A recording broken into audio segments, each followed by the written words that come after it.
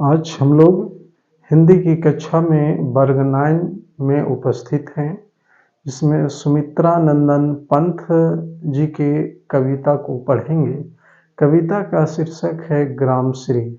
जैसा कि हम लोग जानते हैं कि सुमित्रा नंदन पंत छायावादी कवि 4 स्तंभों में से एक महत्वपूर्ण इनका स्थान है। छायावादी के क्षेत्र में इनके कई महत्वपूर्ण रचनाएं हैं। युगांत है, पल्लव है, ग्राम्या है। तो इस प्रकार से इन्होंने जो प्रकृति को सूक्ष्म रूप से इन्होंने देखा है। देखें तो ऐसे प्रकृति के बारे में अनेकानेक कवियों ने अपनी लेखनी चलाई है, पर सुमित्रा नंदन पंत जी का प्रकृति के क्षेत्र में विशेष स्थान है। तो इन्होंने वर्ग 9 की हिंदी की कक्षा पाठ्य पुस्तक में इन्होंने क्षितिज भाग 1 में इन्होंने इनकी कविता को आज हम लोग पढ़ेंगे, ग्रामश्री। आइए तो शुरुआत करते हैं कि ग्राम की जो शोभा है, सुषमा है, सुंदरता है और प्रकृति को चारों तरफ किस प्रकार से सुंदर लगते हैं। अन्न धन से, फसलों से, खेतों हरे भरे हरियाली देखते हैं, उसके ग्राम से उनके पाठ्य पुस्तक से ही पढ़ते हैं। तो जैसा कि जानते हैं कि शीर्षक ग्रामश्री, इसमें कविता है कि फैली खेतों में दूर तलक मखमल की कोमल हरियाली। चारों तरफ जिस ओर देखते हैं उस ओर चारों तरफ फैली खेतों में दूर तक हरे भरे हरियाली, खेत लहलहाते फसल दिखाई देते हैं। ऐसा लगता है कि सुंदर खेती में ये मखमल बिछा दी गई हो जो कोमल हो और हरियाली युक्त हो, लिपटी जिससे रवि की किरणें चांदी की सी उजली जाली। इस प्रकार से प्रकृति, इस प्रकार से खेती, इस प्रकार के गांव के चारों ओर जो लिपट गई रवि माने सूरज की किरणें उन प्रकृति, उन हरियाली फसलों पर रवि अर्थात सूरज की किरणें उसमें दिखाई देती है, जो ऐसे दिखती हैं चांदी सी उजली जाली। जैसे सूरज की किरणें जब उस पर पड़ती है तो चांदी सी उजली कुछ श्वेत रूप में दिखाई देती है। तिनकों के हरे हरे तन पर हिल हरित रुधिर है रहा झलक।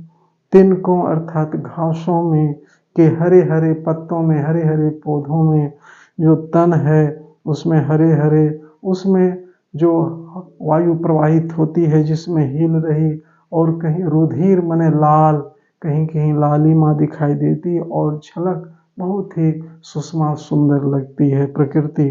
श्यामल भूतल पर झुका हुआ नभ का चीर निर्मल नील फलक। इस प्रकार से श्यामल सांवले भू मने ये धरा धरती के तल पर झुका हुआ है।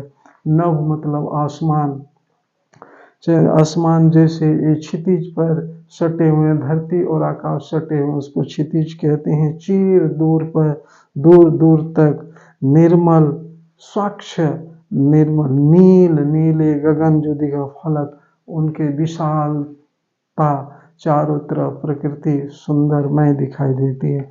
रोमांचित सी लगती वसुधा आई जो गेहूं की बाली। और सुंदर लगते हैं जब गेहूं के खेत में चारों तरफ गेहूं के खेत ही खेत देखते हैं, सुंदर खेती।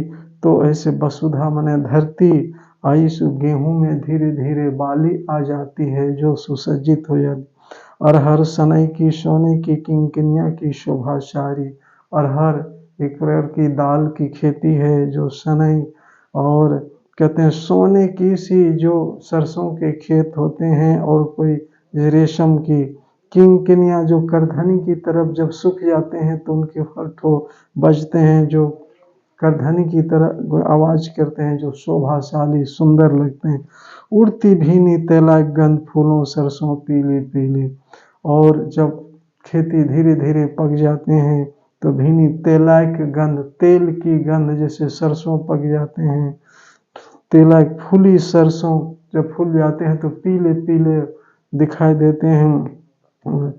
लो हरित धरा से झांक रही नीलम की कली तीसी नीली। तो लो हरित हरियाली धरा मन धरती झांक रही अर्थात देख रही है सुंदरता। नीलम की कली, नीलम एक प्रकार का बेशकीमती पदार्थ है जो कली तीसी के तेल से ये सुंदर दिखाई देते हैं, सुंदर लगते हैं ये प्रकृति। आगे देखते हैं पद में,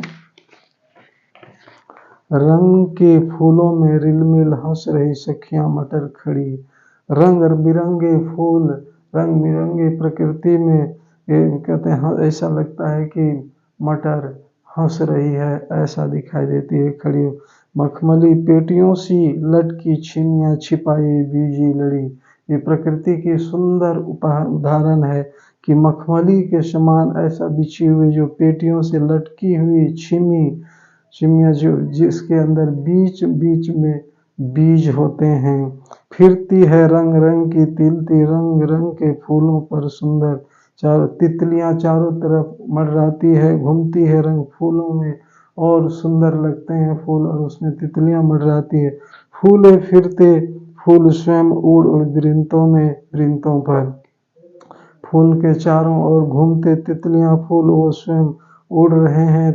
वृंत मैंने डंठल, वृंतों फूलों के डंठल में ये सुंदर लगते हैं। अब रजत स्वर्ण मंजरियों से लद गई आम्र तरु की डाली। अब रजत मैंने चांदी और स्वर्ण मैंने सोना, मंजरियों जैसे आम में मंजर लग जाते हैं तो स्वर्ण में दिखते हैं। लद गई आम्र मैंने आम, तरु मैंने पेड़ की डालियों में मंजर आ जाते हैं, फल है। झर रहे ढाक पीपल के दल, हो उठी कोकिला मतवाली। जब ऐसे बसंत के समय आ जाते हैं तो ढाक वृक्ष और पीपल के पेड़ दल हो उठी कोकिला मने कोयल मतवाली होकर कूकने लगती है, बहुत सुंदर सा लगता है। महके कटहल मुकुलित जामुन, जंगल में झरबेरी झूली। और महक सुंदर कटहल का एक पेड़ है, उसमें फल लग जाते हैं। मुकुलित जामुन मुकुलित होने लगते हैं, जंगल में झरबेरी फूल सुंदर लगते हैं। फूले आड़ू नीम दाड़िम आलू गोभी बैगन मूली, ये सब्जियां भी खेती होने लगती है, सुंदर लगने लगते हैं। पीले पीठ मीठे अमरूदों में अब लाल लाल चितियां पड़ी। पीले मीले अमरूद आ जाते हैं जो पक जाते हैं और लाल लाल पकी हुई फल पक गए सुनहले मधुर बेर। आंवली तरु डाल खड़ी, कहीं आंवला कहीं तरु मने पेड़। मधुर बेर लहक लहक पालक, महमह धनिया लोही और सेम फैली। लह लह पालक के साग, महमह धनिया के लौकी और सेम चारों तरफ फैल जाती है। मखमली टमाटर हुए लाल, मिर्चों की बड़ी थैली, कहीं मखमली है कहीं टमाटर है कहीं मिर्ची है, ये खड़ी चारों तरफ दिखती है।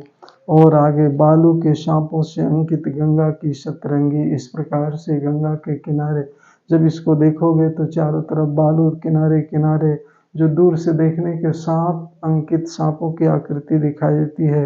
गंगा की कई रेती सतरंगी 7 रंगों में सुंदर लगती। शरपत तट तरबूजों की खेती होती है। अंगुली की कंघी से बगुले, कहीं बगुले बैठे हुए हैं और कलगी संवारते कोई।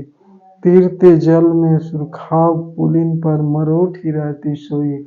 इस प्रकार से प्रकृति में बहुत ही सुंदर इन्होंने सुमित्रानंदन पंत ने हंसमुख हरियाली हिम आतप सुख से अलसाए सो सोए। कहीं हंसी हुई दिखाई देती प्रकृति हरियाली, हिम कहीं ठंडी आतप गर्मी, सुख से कहीं अलसाए सोए भींगी अंधियाली, कहीं रात निशी मने रात, तारक अर्थात तारे स्वप्नों में खोए। मरकत एक बेशकीमती डिब्बे सा खुला एक गांव जैसे मरकत से भरा हुआ, स्वर्ण में चांदी से नीलम से भरा हुआ, जिस पर नीलम नभ मने आसमान, आच्छादन मने चारों तरफ ढके हुए नभ नीलम से। निरूपम जिसकी उपमा नहीं दे सकते ऐसे गांव हिमांत हिम में स्निग्ध कुछ ठंड और स्निग्ध कुछ गर्मी, शांत चिकना शांत निज स्वयं शोभा से हरता जनमन।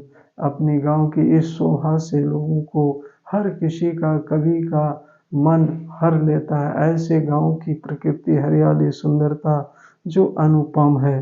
प्रश्न एक देखते हैं कि कवि ने गाँव को हरता जनमन क्यों कहा गया। तो प्रस्तुति कविता में कवि ने हरता ऐसी गाँव की मरकत सा डिब्बा का हरियाली चारों तरफ में अरहर की खेती। तो इस प्रकार से हर किसी के जन लोगों के मन को आकर्षित करने वाली एक गाँव हो जाता है ये मन। तो कविता में किस मौसम के सौंदर्य का वर्णन किया है। तो इस कविता में एक तो ठंडे है और ये बसंत समझ लिया आम्र का मंजर लगता है। तो बसंत ऋतु आ ही जाती है तो ये बसंत ऋतु का है। तो ये प्रकृति के सुंदर एक कवि जो है पंत को प्रकृति के सुकुमार कवि कहते हैं और उन्होंने अपने प्राकृतिक चित्र को बहुत ही सुंदर तरीके से उभारा है।